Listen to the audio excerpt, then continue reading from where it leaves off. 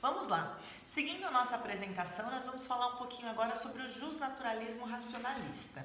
Então, o justnaturalismo racionalista, ele substitui o movimento justnaturalista teleológico e ele muda a perspectiva do justnaturalismo. Por quê? Porque antes nós tínhamos uma perspectiva do justnaturalismo que o direito natural, na verdade, era um direito objetivo e material.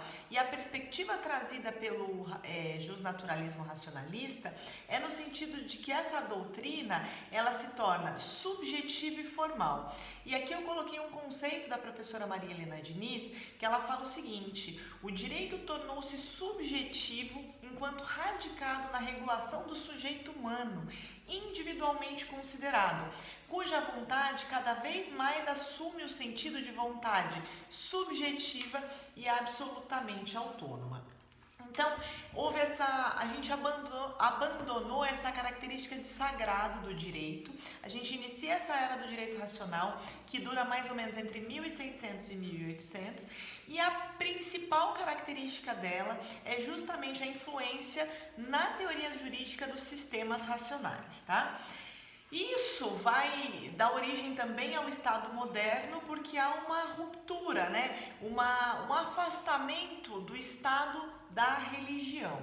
Então, essa substituição do justnaturalismo teleológico para o racionalista também ocorre em razão do movimento que é a secularização da sociedade, que é justamente essa separação entre direito e religião.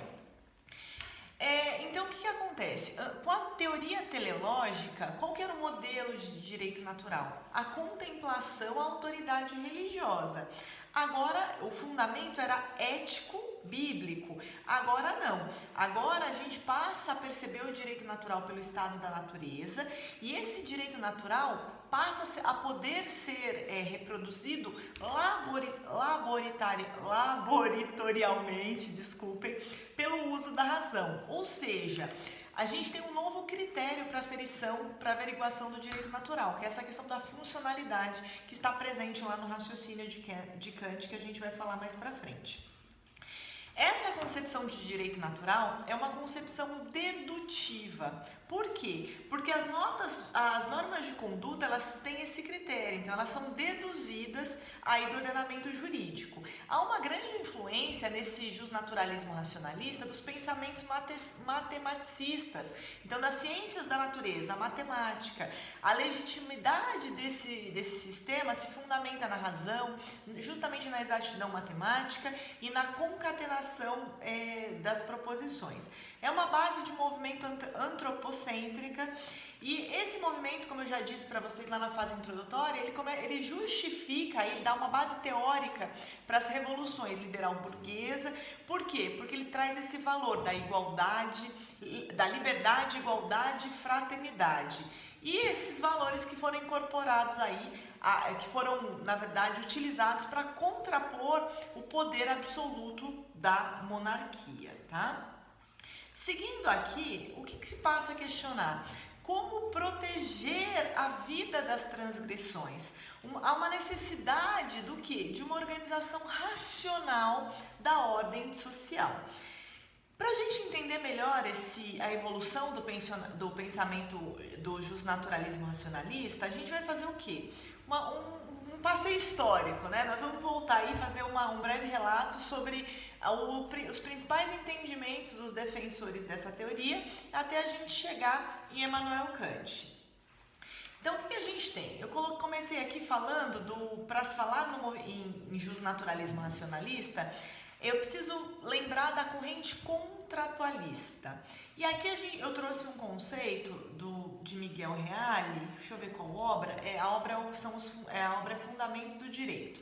E ele fala o seguinte: as percepções de contratualismo. Então, o contratualismo pode ser aceito com a indicação de um fato histórico que se verificou, que seria o contratualismo histórico, ou como um processo lógico de fundamentação do direito e apreciação valorativa da ordem jurídica vigente, como se tivesse havido um contrato. E temos o contratualismo hipotético de Hobbes, ficcionalista de Rousseau ou de cunho lógico, que é de Kant.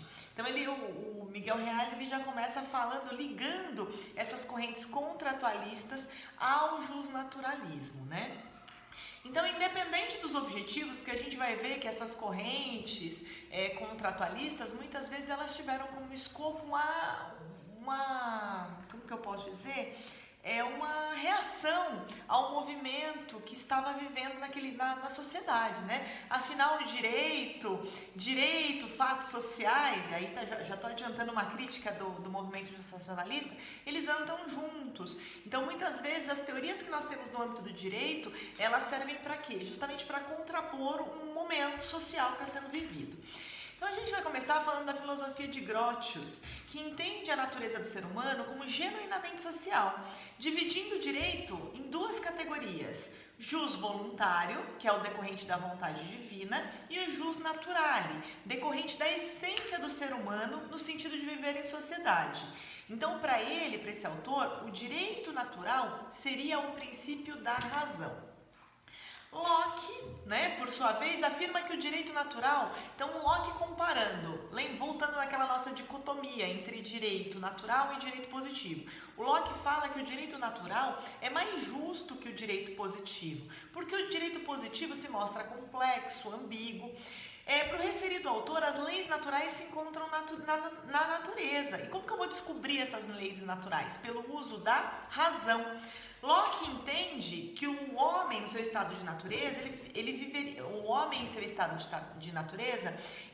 em paz. Contudo, como que se quebraria essa paz? Essa paz seria quebrada porque no estado da natureza não teria alguém para resolver um conflito, o terceiro. Daí surge a importância do contrato social para Locke. Por quê? Porque esse terceiro seria o Estado que ficaria responsável de resolver esses conflitos. Então a gente conclui que na visão do autor coexiste o Estado civil com o Estado da natureza. E na prática eu crio o Estado civil justamente para garantir os direitos naturais que poderiam ser violados no Estado da natureza.